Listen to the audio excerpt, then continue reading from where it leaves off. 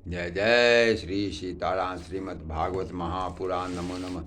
श्री शुकदेव जी महाराज बोले, हे राजा परीक्षित, हमारे पिता श्री वेदव्यास जी ने श्रीमद् भागवत की कथा मुझे सुनाई थी। वही कथा मैं तुम्हें सुना रहा हूँ। अब मैं तुम्हें यदुवंश की कथा सुनाता हूँ। इसी यदुवंश में भगवान श्री कृष्ण जी ने अवतार लेकर अपनी बाल लीला दिखाई और बड़े बड़े असुरों का संहार किया, जो जगत विख्यात है। हे राजन, राजा यति के पुत्र यदु हुए।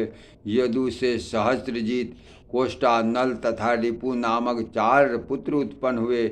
इसी वंश में सहस्त्रार्जुन नामक अत्यंत प्रतापी राजा हुए। उसके 5000 पुत्र हुए, जो परशुराम जी के फरसे की भेंट चढ़ गए। मात्र 5 पुत्र शेष बचे, जिनके नाम जयध्वज, शूरसेन, वृषभ, मधु और अर्जित थे। जयध्वज ने तालजंग नामक क्षत्रियों की उत्पत्ति हुई, जिनको राजा सगर ने महर्षि और वे की कृपा से मृत्यु के मुख में डाल दिया। उसमें सबसे बड़े पुत्र का नाम वीतिहोत्र था। वीतिहोत्र से मधु की उत्पत्ति हुई। मधु से वृष्णि आदि 100 पुत्र उत्पन्न हुए।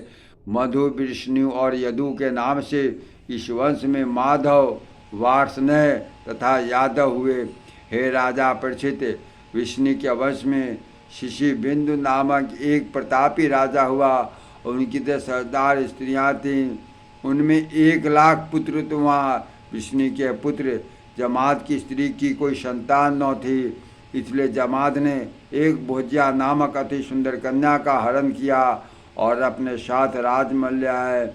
जब उनकी पत्नी ने पूछा किस लिए ला हो, तब जमात ने अपनी स्त्री की डर से कहा, यह तुम्हारे पुत्र वधू बनेगी।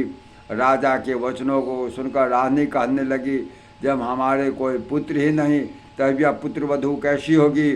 उसी समय आकाशवाणी हुई, राजा जामद, तू चिंता न कर, तेरे घर एक पुत्र का जन्म होगा। आकाशवाणी सुनकर राजा ने देवताओं का पूजन किया, जिससे रानी को गर्भ हुआ।